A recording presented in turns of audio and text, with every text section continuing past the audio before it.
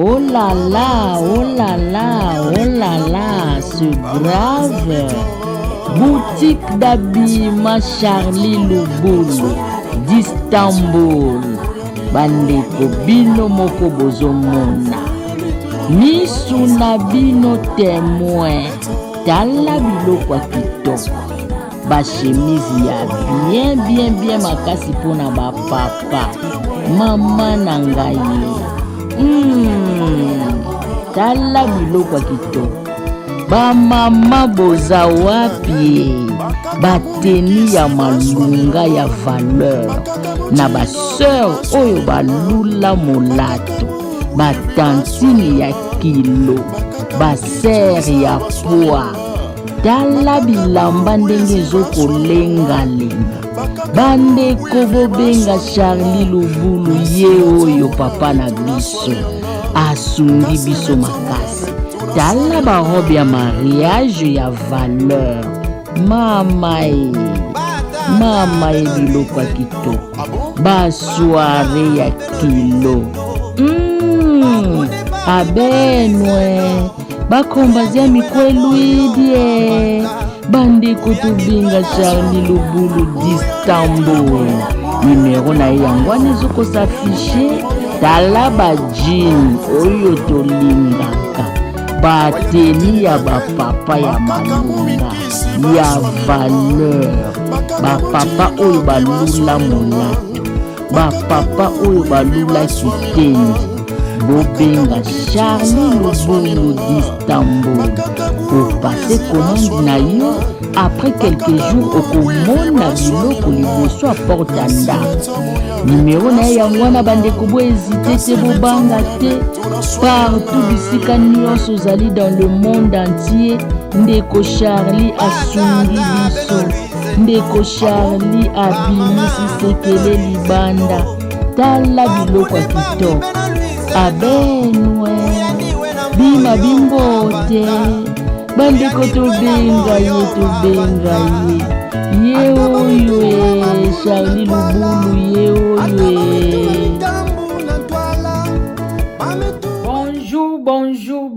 Bonjour, bonsoir. Na bisika nyonso oyo bolandaka ngai partout dans le monde entier. J'espère que vous allez bien.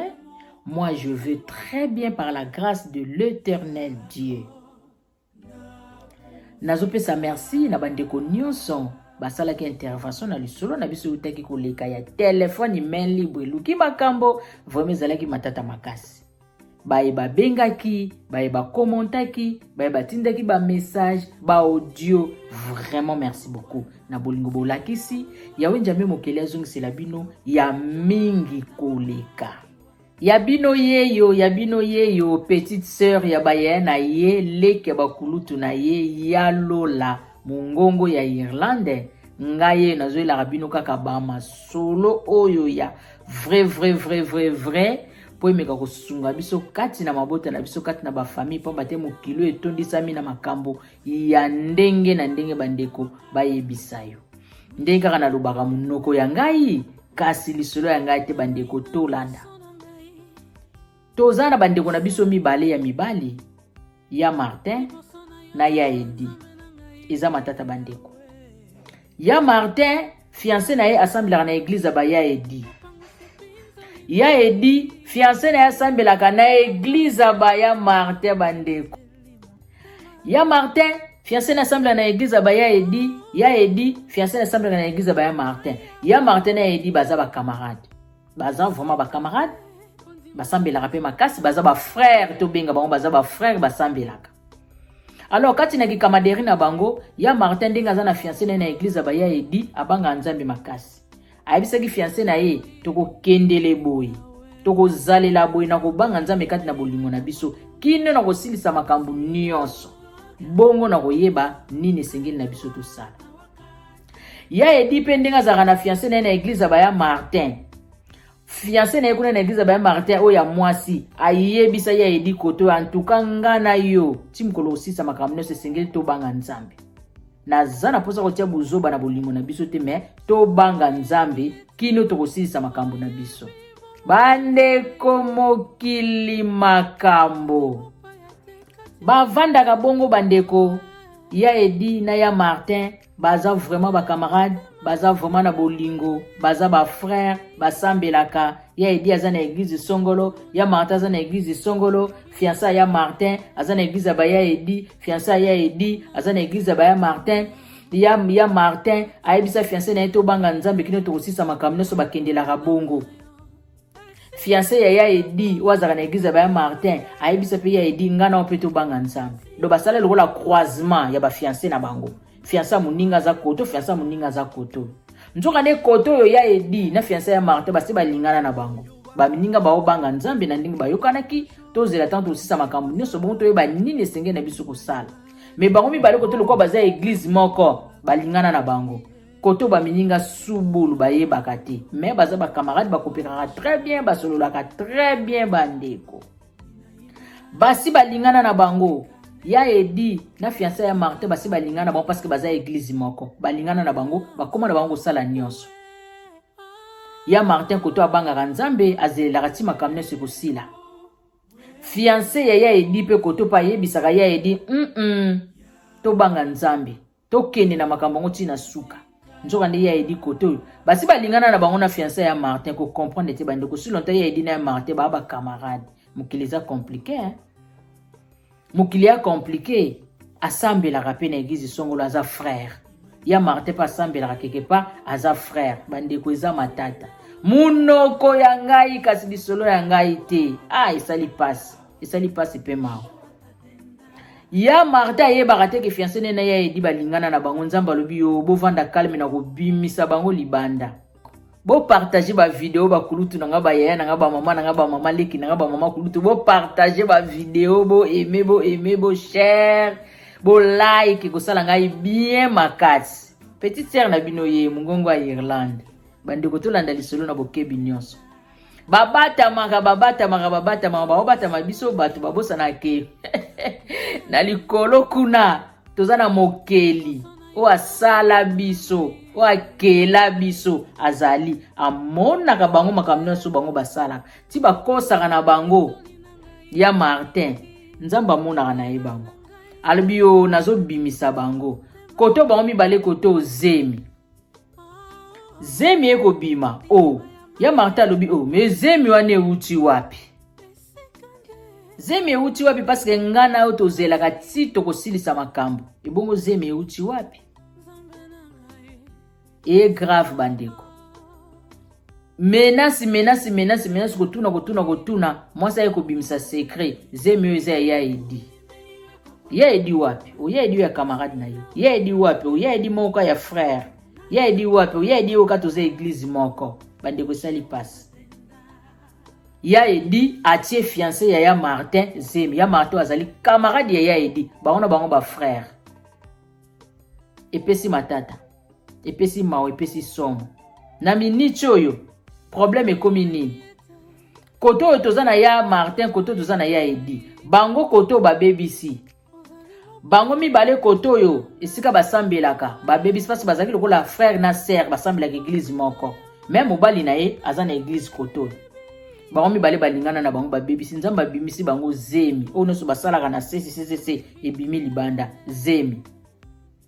Koto toza siko na ya Martin atikali sikoyo ye na oyo azalaki fiancé ya Edi to lobaka azalaki fiancé ya Edi parce que na minute oyo bazali sute vu problème ekoyeli bango. Bango na ye baza église moko. Koto bango baza ko banga nzambe ya solo penza to lobelango bongo. Koto ba BBC na ndenge nini atie fiancé ya muninga o baza église moko zemi. Bande komokili makambo munoko ya ngai kasi lisolo ya ngai te bandeko. Donc na ngambu kotoyo ya Martin azo regretter fiancé na ye ya Edi atie zemi. Po baza église moko na ya Edi. Ya Martin azo regretter fiancé na ye. Oyo azalaki fiancé ya Edi ndeko na biso koto ya mwasi ye pe déception na mutema ya Edi a décevoir ye. Atie fiancé ya Martin zemi. Alors ya Martin esali epasi makasi na acte oyo muninga na ye asali. Aussi longtemps ye azale komi batela ko bomba fiancé na ye bakende tina suka. Ndenge mope mwana mwasi pe koto azako teya mingi ya Edi. Non. To banga nzambe nga esika nga nasambelaka na zana to akosala makambo te ti tokokende na suka tala ndenge ekosukela epesi pasi epesi mawa. Alors ya Martin ameki kotuna eske soki ya lingi na ye mwana mwasi oyo azalaki fiancé ya ya Edi eske za problème? Mwana mwasi oyo azalaki fiancé ya ya Edi baza église moko na ya Martin. Ya Martin oyo camarade ya ya Edi ba frère na ba frère ye koto na église na bango asente fiancé ya moninga oyo asambelaka na église na bango. Mais koto yo bango koto yo ça va problème ezate bakendaka na bunzambe neso babanga parce que ayebike aza fiancé moninga nga naza na fiancé na ngai koto yo na likambo ndenge yo kokomela ndenge ya Edi a décevoir ya Martin. Yango ya Martin azotuna eske ye soki balingani na bango na mwana mwasi azalaki fiancé ya Edi eza problème? Eske eza likambo po bango nde babandi mabe? Ayebi bien ke wana azalaki fiancé ya moninga bango mibale ba camarade mena ki kamaderi wana akendelaka moninga na ndenge moko ya sisi ti nzambe ya kobimisa bango. Me ya Martin abanga nzambe makasi azalaki pe kokende na fiancé na ye na bunzambe nyonso yango esali ke tanga makambo ya zemi ebimi ya Martin se défendre parce que ayebi likambo na nzoto ya fiancé na ye te nde vérité eke kobima ke zemi wana eza ya Edi. Ya Edi o azali fiancé ya Martin bandeko esali pasi yango ya Martin ameki kotuna ye soki alingi na ye mwana mwasi azalaki fiancé ya Edi eza likambo e koto oyo pe mwana mwasi oyo azalaki fiancé ya Edi azoko se poser ba question na motema ba conseil azako pesaka ya Edi parce que mwana mwasi pa asambela makasi na église songolo baza église moko ye na ya Martin azako teyaka ya Edi mingi kopesa ke ba conseil esengeli to kendele na bunzambe do ba conseil neso azako pesa eza okena ngona mai ozaki na projet na o mususu lokola na yebisa ki oke tozelela makambo neso tina suka yo ko supporter te yango ko sala bêtise wana bande ko sali pasi esali mawa to meka ko sunga bango. Eske na ndenge ya Martin ameki ko poser question wana ndenge ameki ko tuna soki ye balingani na bango na ndeko mosi koto eza problème bandeko na yebiti na ye nango wana lola Masolo TV parce que na yebi ya to ratakate ba ya bazali ba mwa bazali ba kulutu bazali atuka na yebite nini to komisela na ya Martin. Voilà tosuki awa lisolo na biso suki awa to landi ndenge ekeili ba papa nanga ba mama nanga ba ya na ngai tolandi bienbe lisolo na biso tozalaki na ya Martin tozalaki na ya Edi ya Martin na ya Edi ba camarade fiancé ya Martin assemble na église ba ya Edi fiancé ya Edi assemble na église ba ya Martin zala ko kendele na fiancé na bunzambe nyonso ndenge moko pe fiancé ya Edi kota za ko kendela na ya Edi na bunzambe menzoka ni koto ya Edi ye na fiancé ya Martin ba bebisi basi balingana bango zemi mutebimisi bango libanda yango mutuna ya Martin yi eske yeso ka lingi na ye o yazalaki fiancé ya Edi eza problème parce que ya Edi yende mutabandi mabe aussi longtemps que bazalaki ba camarade.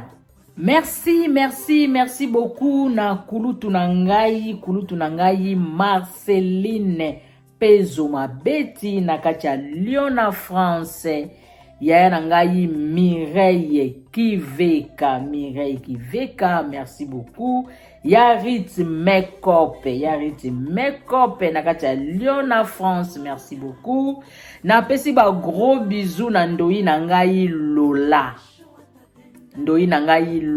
na kati ya Lyon na France ndoi ba gros bisous mama azoyokana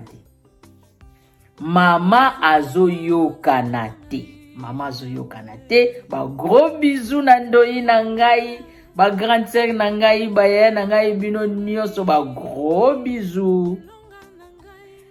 Nazo profiter ko souhaiter joyeux anniversaire na mwana na biso, na leki na biso, na ndeko na biso, ya Anthony. Ya Anthony azali mwana ya papa na biso prédicateur Victor Ntimba na mama diagonese Beatrice Nsana na kati ya Kleine. Mwana na bango ya liboso ya Anthony yenda utai kokokisa 20 ans na mukolo ya lundi. 20 ans ya Anthony oto yebaka na bébé Anthony ya Anthony kokisi 20 ans. Joyeux anniversaire ya Anthony, happy birthday to you, parabènes Javosé. Yawe njamba zoloku mpona kobakisela une année de plus parce que ça facilité a commission na 20 ans nawe poka koza. Félicitations Yaya, en même temps Deya Anthony. Wow. Merci beaucoup. Nabino nyonso bozuita nabino ya kolanda ngai, ya koyoka ngai, ya ko aimer, ya ko partager. Vraiment merci bisika nyonso ezwami bino. Petite sœur nabino yeyo ya Lola mungongo ya Irlande. Merci na volonté bozali ko lakisa tangu nyonso ya kotala ngai, ya kolanda ngai. Vraiment esengo mingi. Nzamba Lola zongisela bino ya mingi koleka. Apesa lisusu makasi na opportunité wana tukutani na lisole zali koya à suivre. Faites vos transferts d'argent de façon simple, rapide et sécurisée vers USA, Canada, Brésil, Europe, Dubaï, Angola et les deux Congos. Pour plus d'infos, appelez au +1 253 292 75 59. Allô? Bonjour, c'est M. Gabriel. C'est de la part des grosses agences. Nous venons de recevoir votre rapport et on a besoin de vos coordonnées pour faire la livraison. Ok.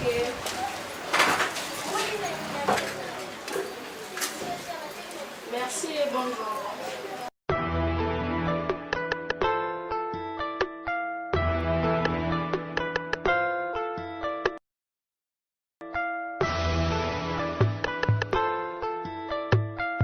Oui, mais problème. Non, problème ti papa. Biso to zaba pia cross agence. Biso nde mto uti ko benga bino. Benga kasiko pas même 5 minutes sur Anthony. Non, cross agence c'est la rapidité, l'honnêteté, la sincérité et l'efficacité. Ah bon? Cross agence et kotikela yo mongo na yo. Papa okoki ko signer. Na ko signer. Eh, fona la tilamba. Cross Agence.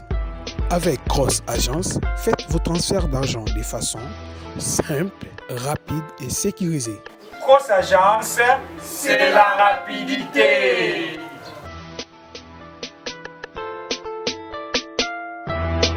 Avec Cross Agence, pour plus d'infos, appelez. Pour les États-Unis, contactez Cross Agence au +1 253 292 75 59. Pour les Canada, +1 514 557 31 51. Pour les Brésil, +55 219 798 242 25.